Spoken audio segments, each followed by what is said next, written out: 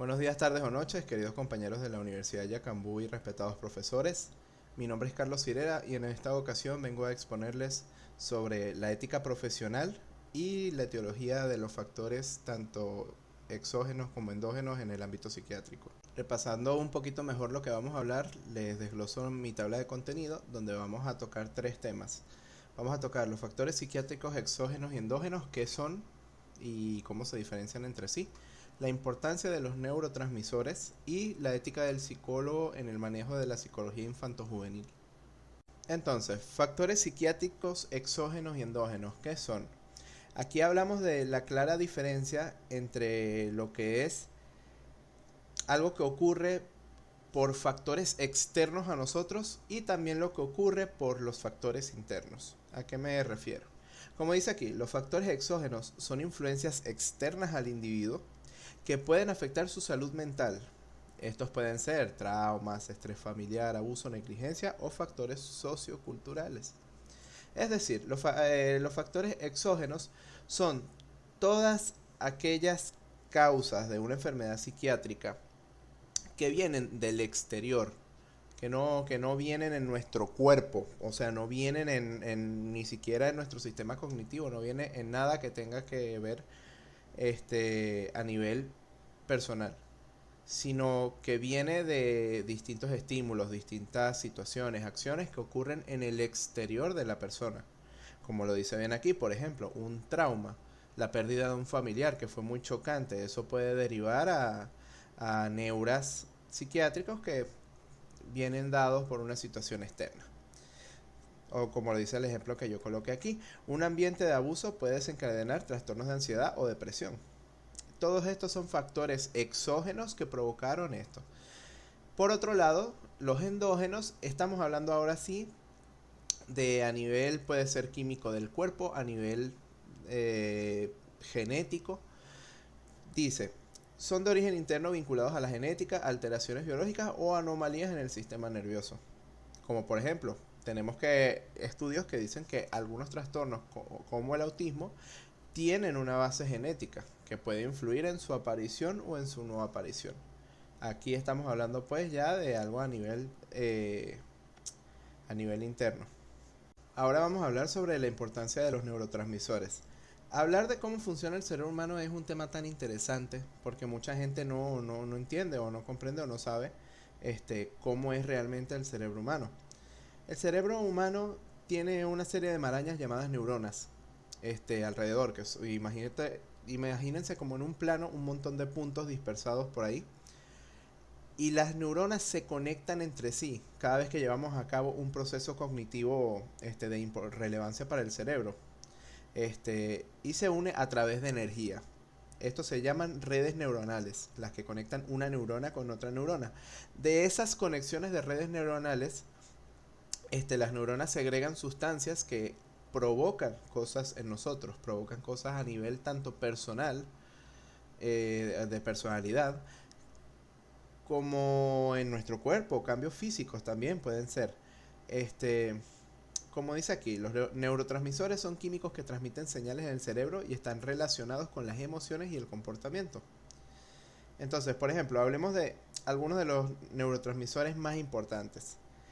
Yo he colocado aquí la serotonina, la dopamina y el GABA. La serotonina y la dopamina en conjunto, sobre todo la dopamina, la gente la relaciona muchísimo con lo que vendría siendo la felicidad. ¿Por qué? Porque regula el estado de ánimo. Pero no solamente hace eso. Tanto serotonina como dopamina en conjunto pueden, imagínense, puede regular desde tu apetito, pasando por tu estado de ánimo, hasta la capacidad motriz del cuerpo. O sea, realmente tiene muchísimas funciones dependiendo de qué tanto se genera en el cuerpo y la cantidad de estos neurotransmisores que se segregará depende de muchísimas cosas, de los estímulos, de todo. Y bueno, tenemos también por otra parte el GABA. El GABA es un neurotransmisor muy importante porque a su vez es el que regula el resto de neurotransmisores. Segrega sustancias que pasan por la médula espinal, es un aminoácido también, y regula también el correcto funcionamiento de nuestro sistema de nuestro sistema nervioso central para darle un buen funcionamiento. Y por último punto, vamos a hablar sobre la ética del psicólogo en la psicopatología infantojuvenil. En Venezuela, realmente esto es cosa de todos los psicólogos, pero vamos a hablar de nuestro país. La Federación de Psicólogos de Venezuela, o la FPV, habla de una serie de principios éticos fundamentales que todo psicólogo tiene que tener. Y es en base a esto. El psicólogo tiene una responsabilidad tanto moral como ética para con sus pacientes, porque nosotros no somos doctores, pero tenemos una responsabilidad muy grande para con la salud de nuestros pacientes, ¿verdad? Entonces tenemos estos principios éticos fundamentales que yo he colocado aquí, por ejemplo.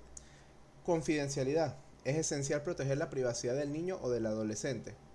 Para que nosotros necesitamos que nuestros pacientes se abran con nosotros, que nuestros pacientes nos den todas las herramientas posibles para, para nosotros trabajar en base a ello. Eso solamente lo conseguiremos siempre y cuando el paciente se sienta en confianza, siente que todo lo que pueda decir en una sesión pues va a estar salvaguardado por la confidencialidad paciente psicólogo, ¿no? Tenemos también el principio de no maleficencia. El psicólogo debe evitar intervenciones que puedan causar daño. Bajo toda costa, nuestro principal objetivo es ayudar al paciente.